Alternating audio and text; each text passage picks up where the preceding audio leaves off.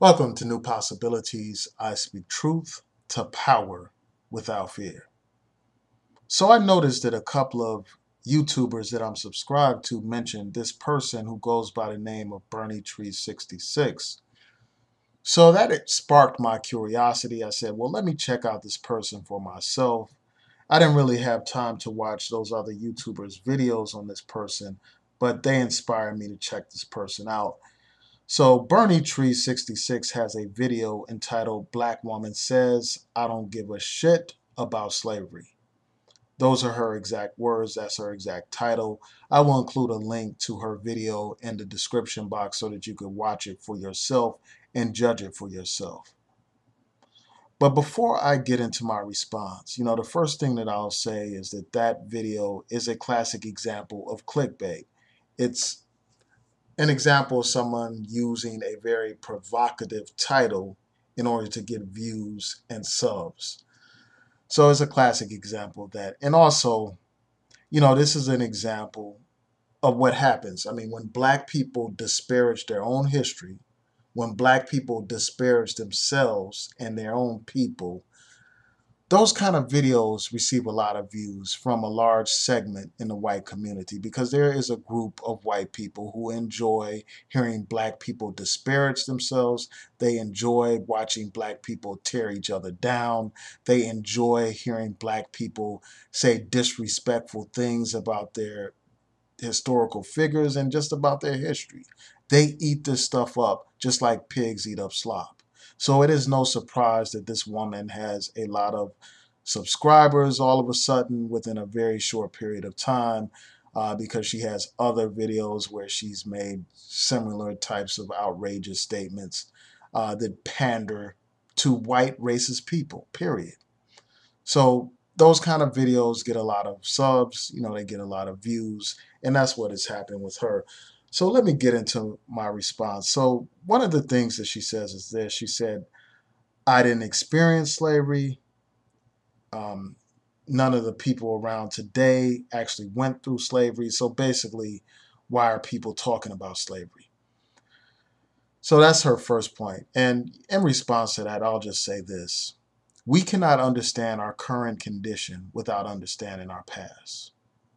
We can't even plan our future without understanding where we came from, how we got here, where we need to go as a people. We can't do that without understanding our past. There is a reason why people have history classes. There's a reason why we are taught about the American Revolution, why we're taught about the Civil War, why we're taught about World War I and World War II and other historical events. There is a reason why people are taught history. They are taught history so that they can learn from their past, plan for their present and their future. That's why we learn about history. We can't understand our current day condition without understanding how we got to this country. We didn't come to this country um, on the Mayflower.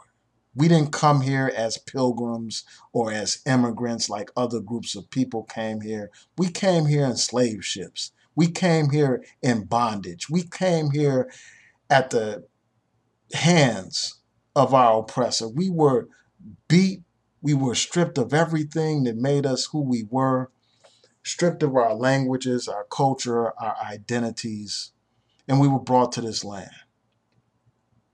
And we were enslaved for hundreds of years, forced to work for free.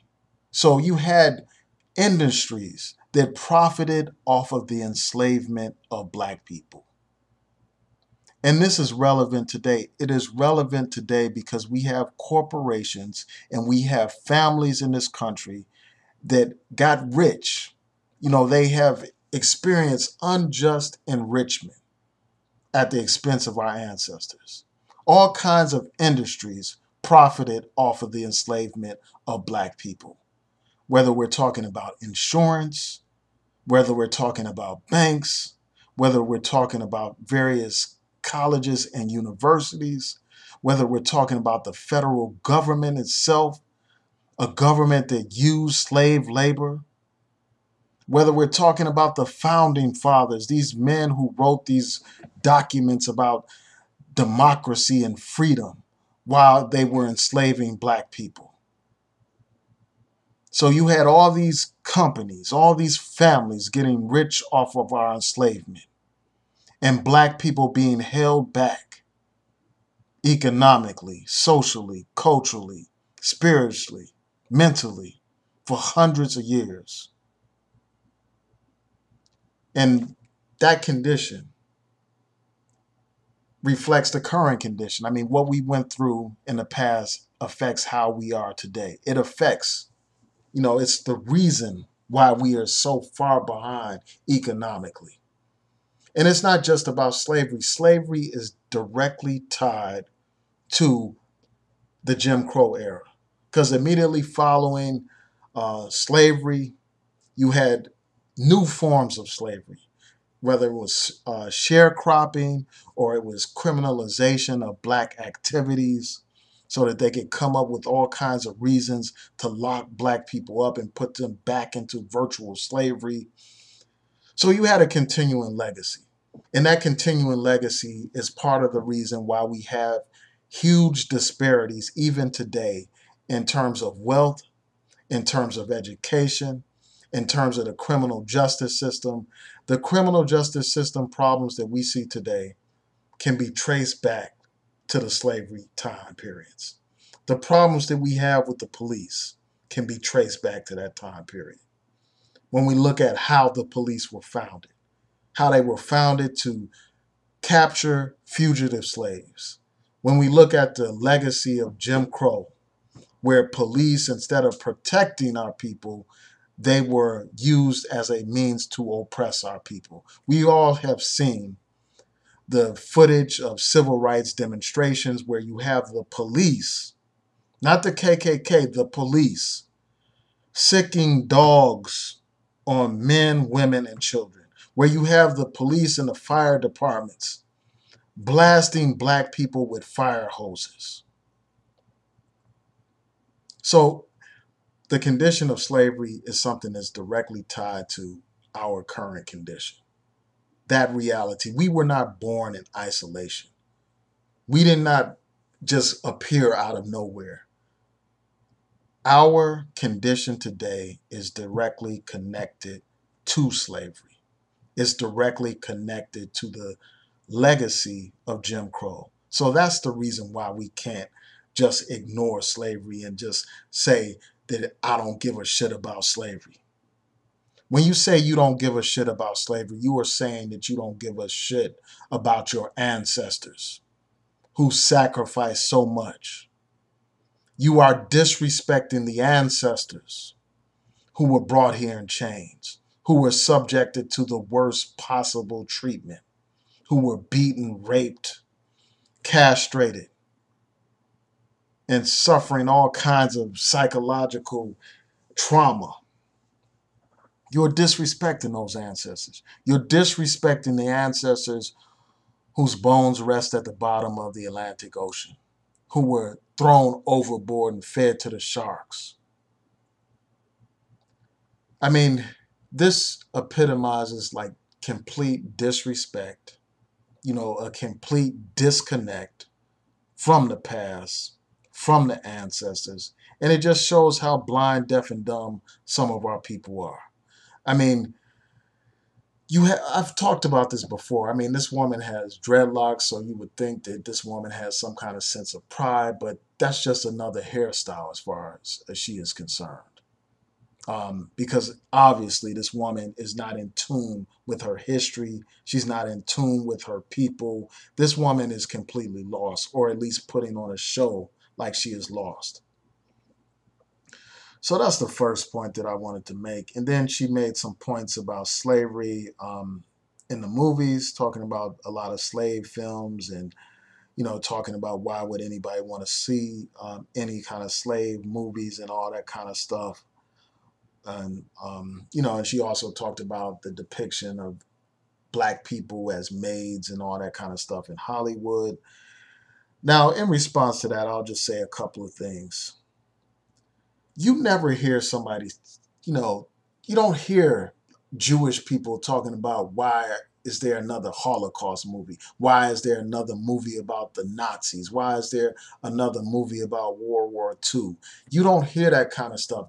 Those Jewish people, they have a slogan. They say never again, and they talk about never forgetting their history.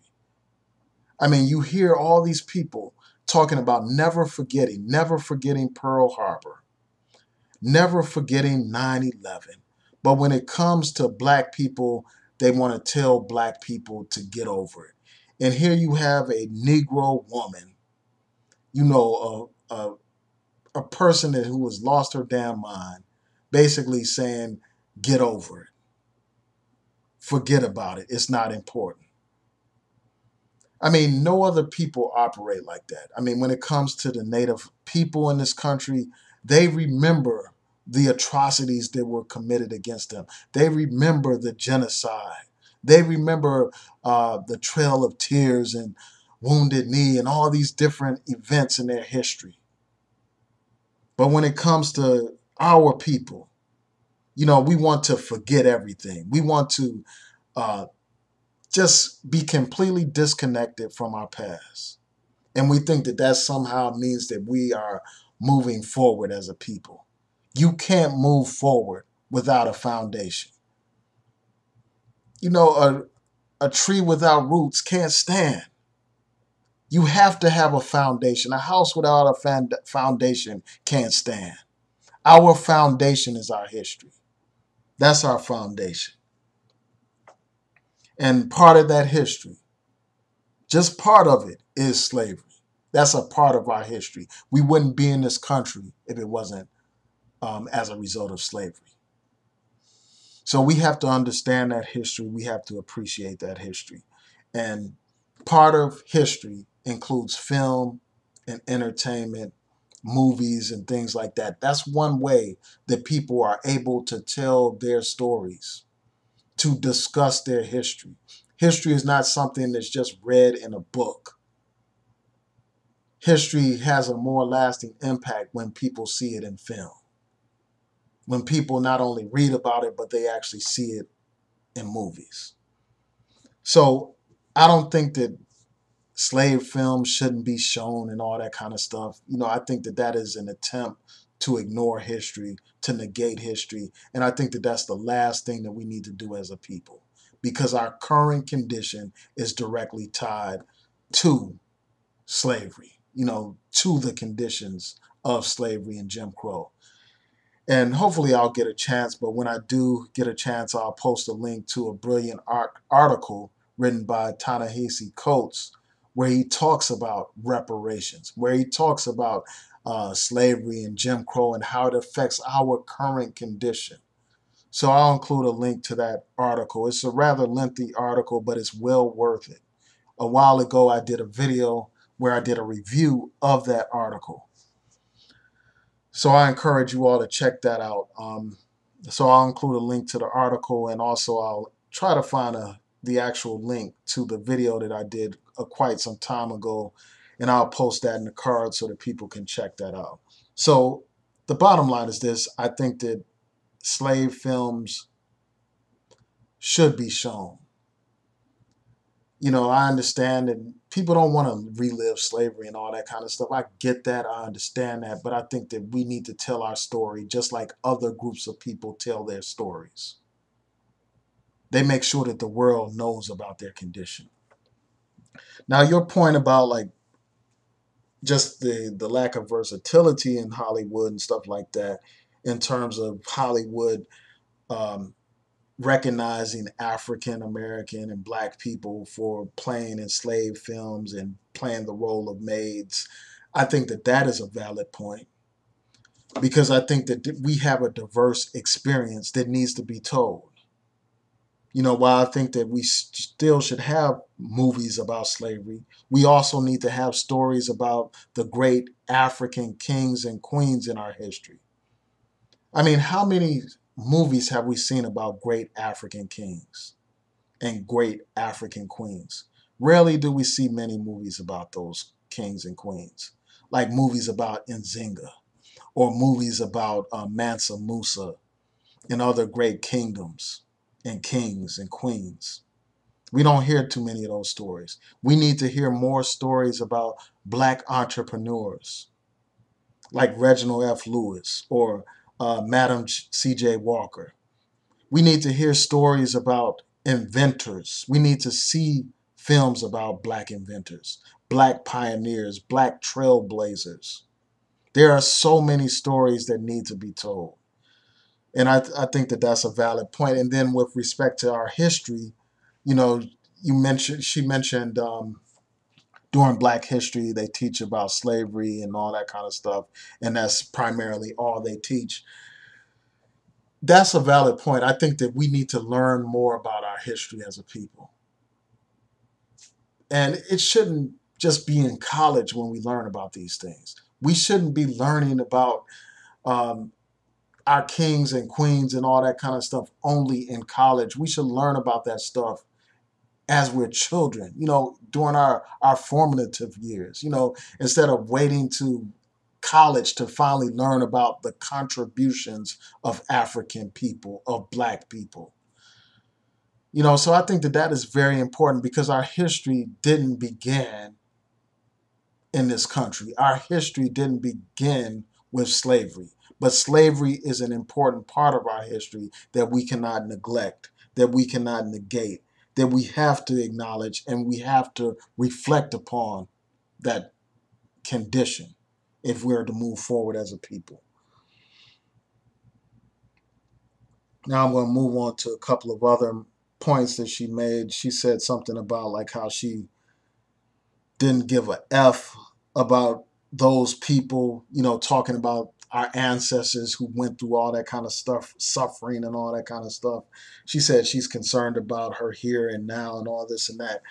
And again, I just think that that's a sign of disrespect. It's a sign of disrespect to your family members, to your ancestors. I'm assuming that this woman is an African American. I'm assuming that even if she was from the Caribbean or somewhere else, the fact of the matter is we came here in bondage. Her ancestors came to this country in bondage. Her great-grandparents, great-great-grandparents and stuff came here in bondage. She is disrespecting her own family by talking about how she doesn't give a F about those people. And then she made some points about Jews and all that kind of stuff, talking about like how, um, you know, they want us to be talking about slavery and stuff like that, and they leave themselves out of the story. Like they don't talk about their role in the slave trade and all that kind of stuff. And really, I think that she's trying to pander to these anti-Semitic racist people by making those comments. The fact of the matter is, yes, Jews had a role in the slave trade. Christians had a role in the slave trade. Muslims had a role in the slave trade. Um, Traditional African believers had a role in the slave trade. There were all kinds of people that participated in the enslavement of African people. And, I think that we need to hear the full story so that we understand slavery in its proper context, so that we understand what our people experienced and how our people had experienced that situation. So I do think that the role of every group needs to be fully explained and told to the world. And I think that all these different groups that had a role in it should pay reparations. You have wealthy banks today that prospered off of the enslavement of our ancestors. You have universities that profited off of the enslavement of our ancestors. If I'm not mistaken, Georgetown University in Washington, D.C. was such a university where they actually profited by selling black slaves in order to get rid of some of their debts. Every single institution in this society is indebted to black people. And if we are to rectify the inequities in this society, we need to have reparations to account for this historical injustice that occurred and that we continue to be subjected to. We continue to suffer current day disparities as a result of this legacy of slavery. You can't hold a people back for hundreds of years and expect them to compete on an equal and level playing field. You can't. That's not an equal and level playing field. And you have to understand this history in order to rectify our current condition. So those are just some of my points, that I had to make in response to this video. It's just a shame that these types of videos receive a lot of attention. They receive a lot of praise and views, and channels like that receive subscribers. And, it's important that people push back, that people call out this nonsense, that people challenge these false ideas, these ridiculous ideas. Because, again, it's like you don't hear other people talking like this. Can you imagine? And I'm sure that there may be some videos somewhere, but, can you imagine like a Jewish person saying they don't give a shit about the Holocaust? Or, a Native Americans saying they don't give a shit about the genocide that was committed against the Native people, or people in New York talking about they don't give a shit about 9/11. Can you imagine that? So those are my thoughts. Tell me what y'all think. Please rate, comment, and subscribe. Peace.